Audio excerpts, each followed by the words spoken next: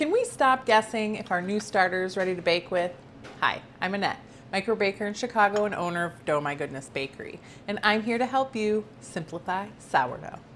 Every new sourdough baker wants to know, is my starter ready to bake with? I'm going to save you a lot of time and frustration right now. Hear me when I say this, the float test is not the answer. All the float test tells you is if there's air in your starter, not whether it has the complex microbial balance or the strength that it needs in order to leaven your bread. And honestly, there is no one single test that can tell you the answer for sure. But there are a few signs that can tell you it's worth trying. First, a quick warning. Please do not bake with a starter that hasn't doubled 3 days in a row. I see a lot of people get really excited when their starter doubles on, say, day 3 or 5. And I get it, it's thrilling. But activity that early is almost always what they call a false rise. It's too early yet for it to be that good bacteria and yeast that you need.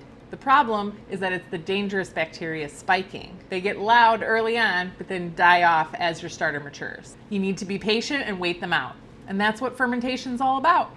Back to the signs that your starter's ready to bake with. Sign number 1, your starter is peaking and rising on a reliable, predictable schedule. What does this mean? Take note of how long it takes to peak. You'll know that it has peaked when you start to see lines showing that it's starting to fall. Here, you can see the streaks.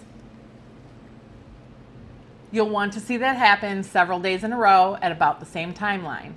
That's how you know that the yeast and bacteria have begun to stabilize and they begin to strike a balance with each other.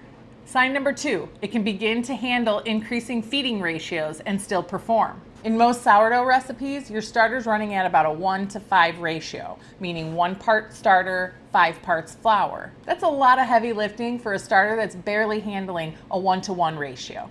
So think of it like lifting weights. You got to work your way up.